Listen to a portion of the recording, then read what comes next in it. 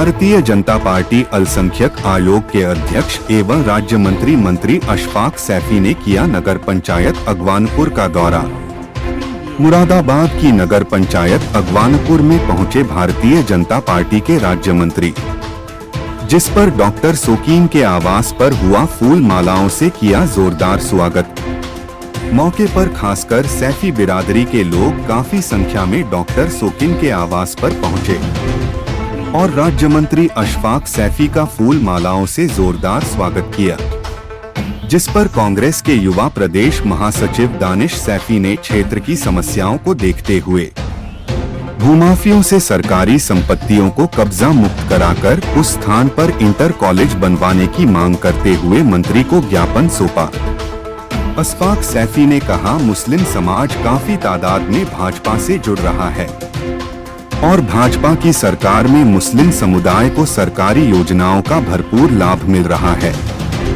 स्वागत समारोह में डॉक्टर शफीक अहमद, परवेज आलम, शमीन सैफी, अंशुल गुप्ता, अतुल कुमार शर्मा, नयब नकवी आदि लोग मौजूद रहे। मुरादाबाद से ब्यूरो चीफ शाहिद हुसैन की रिपोर्ट।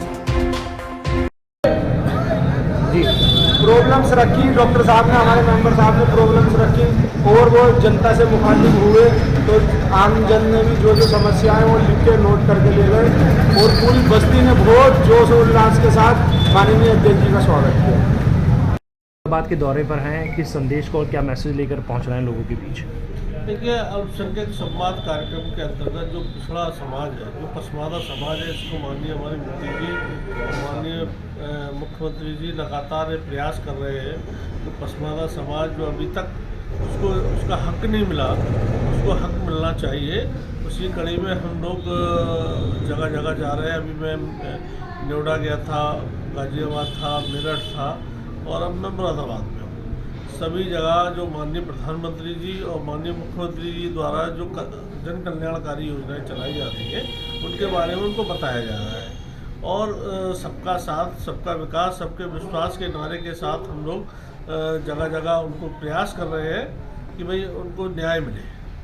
और जिस प्रकार से माननीय प्रधानमंत्री जी की जो सोच है कि अल्पसंख्यक समाज जो शिक्षा में कमज़ोर है, आर्थिक रूप से कमज़ोर है, उसको आगे बढ़ाने के लिए मदरसों के अंदर कंप्यूटर आधुनिकीकरण हो, एक हाथ में कुरान और एक हाथ में कंप्यूटर की जो बात कही है माननीय प्रधानमंत्री जी ने, उनका मकसद ये है कि देश का अल्पसंख्यक वर्ग भी दीनी तालीम के साथ साथ दुनियावी तालीम हासिल करे और पढ़ लिख कर IAS, IPS, डॉक्टर, इंजीनियर बने, तभी इस देश की तरक्की और खुशहाली में उसका योगदान रहे।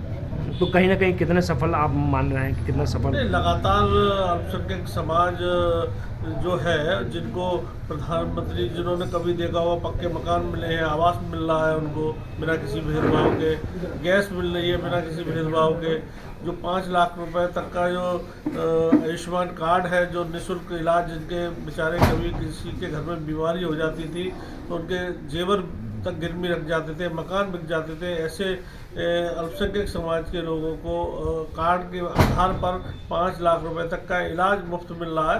तो ऐसे अनेक योजनाएं हैं। इन योजनाओं का लाभ उस पसमानदा समाज, जो पिछड़ा समाज है, उसको मिल रहा है, जो गरीब है, ज़रूरतमंद है। तो इसलिए एक तरीके से जब किसी तरीके का कोई भेदभाव नहीं है, तो अल्पसंख्यक समाज भी ये कह रहा है, भाई हम क्यों भेदभाव करें, हमने कोई ठेका थोड़ी ले रखा है भाजपा को हराने का।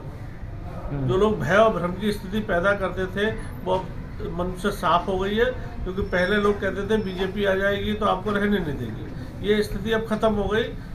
पिछले 9 साल में भारतीय जनता पार्टी की केंद्र में सरकार चल रही है और 6 साल प्रदेश की सरकार चल रही है। आपने देखा होगा उत्तर प्रदेश से गुंडा माफिया या तो जेल के अंदर हैं या प्रदेश छोड़ गए, कानून व्यवस्था बहुत अच्छी है और यहाँ पर इसी को लेकर सभी मुस्लिम समाज का वर्ग, जो पसमानदा समाज है, वो लगातार पार्टी से जुड़ रहा है, पार्टी की विचारधारा से जुड़ रहा है। मतलब आपका मानना है कि आगामी चुनाव में मुस्लिम समुदाय एक बड़ी संख्या में वोट देने को तैयार है? नहीं, क्यों नहीं देगा भैया। मुसलमान जो है वो कभी किसी का कर्ज रखता नहीं है, कर्ज चुकाता है। मुसलमान जो गरीब है, जिसको पक्का मकान मिला है, वो क्यों नहीं कर्ज चुकाएगा अपना भाई। जिसके घर में कभी पानी टपकता था, रात को सो नहीं पाते थे बरसात में, उसको पक्की छत मिली हुई है, पक्का मकान मिला हुआ है, शौचालय मिले हुए हैं, तमाम योजनाएं हैं, उनका लाभ ले रहा है, मुफ्त राशन मिल रहा है।